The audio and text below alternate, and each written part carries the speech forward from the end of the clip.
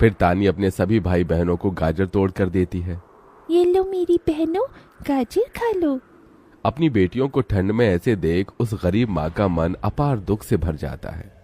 अपनी इस गरीब लाचार माँ को माफ कर देना बच्चों, तुम्हें ये ठंड भोगना पड़ रहा है।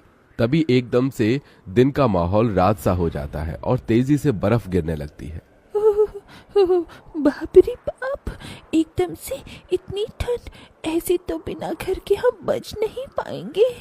तभी सरिता अपना आंचल उन पर उड़ाती है, मगर बच्चे थरथरा उठते हैं कि एकदम से गुड़िया कहती है, माँ, तानी दीदी, हम अपना घर बना सकते हैं। मगर कैसे बिटिया, हमारे पास पैसे भी तो नहीं। माँ देखो, हमारे खेत में कितने सारे गाजर उगे हैं, हम इसी से अपना घर तैयार करेंगे, पर हम सबको साथ मिलकर मदद करनी होगी। राजा बेटा, जब तक कि हम गाजर घर तैयार नहीं कर लेते, तुझे अपनी छोटी बहनों का ख्याल रखना होगा। रखेगा ना? हाँ माँ, रखूंगा।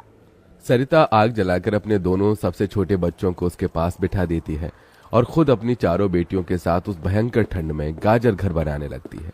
अंजू, सोनी, गुड़िया, तुम दोनों मुझे और तानी दीदी को गाजर तोड़ तोड़ कर दो, हम घर बनाते हैं। ठीक है माँ। गरीब माँ बेटियां मिलकर गाजर घर बनाती हैं, मगर घर एकदम से ढह जाता है, जिससे सरिता दुखी हो जाती है।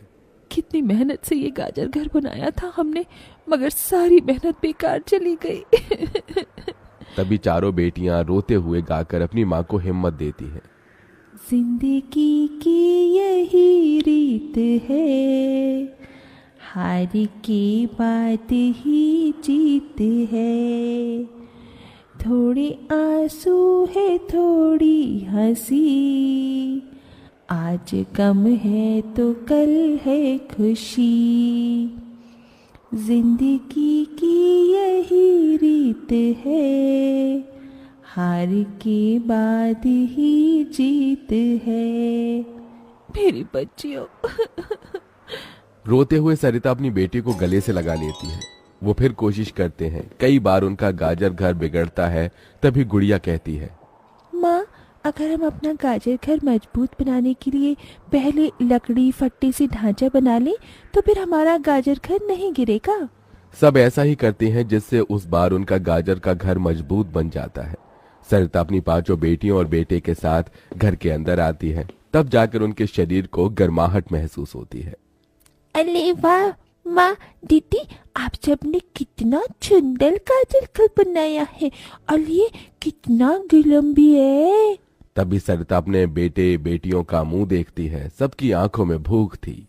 मैं जानती हूँ तुम सबको भूख लगी है ना, अपनी माँ को एक दिन दे दो, मैं कल काम ढूंढ लूंगी। ठीक है, आज हम ये गाजर खाकर सो लेंगे।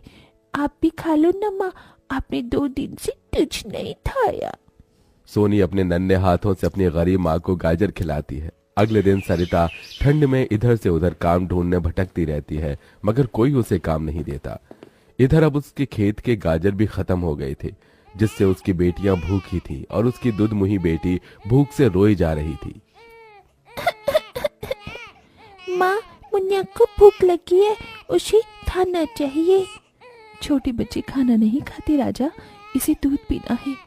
हे बसुरी बजैया, एक माँ की ममता की इतनी भी परीक्षा मत लो कि वो अपने बच्चे को दूध भी ना पिला सके। तभी सरिता को द्वार पर एक गाय के रंभाने की आवाज सुनाई दी। माँ, लगता है बाहर गाय आई है। सरिता अपनी बेटियों के साथ बाहर आकर देखती है तो गाय के थन से दूध की धारा बहे जा रही थी। इस गाय के थन में कितना दूध गिर रहा है। सरिता गाय का गर्म दूध अपनी बेटी को पिलाती है। तभी गाय उसके खेत में जाकर गोबर कर देती है, जिससे एकदम से जादू होता है और खेत लाल चमकदार गाजर से भर जाता है। माँ, ये तो कोई जादुई गाय लगती है। देखो, हमारे खेत में कितने गाजर उगाए। हाँ गुड़िया, मैं जादुई गाय हूँ। मुझे वरदान प्राप्त है, जिस भी बंजर खेत में मैं गोबर करूंगी वो फसल से भर जाएगी। मैं इससे पहले भी तुम्हारे खेत में आई थी। इसका मतलब गौ माता, आपकी वजह से उस वक्त भी मुझ गरीब के बंजर खेत में गाजर उगी थी। आपका कोटि कोटि धन्यवाद गौ माता।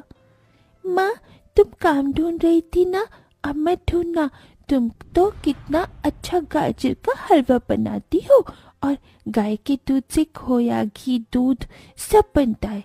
तुम हलवा बनाकर बेचो।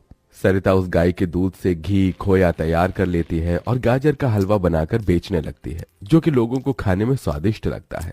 उसकी अच्छी कमाई होती है, जिससे उसकी आर्थिक स्थिति ठीक हो जाती है और वो गाय उसके गाजर घर के बाहर बंधी खेत के गाजर और घर दोनों की पहरेदारी दिया करती।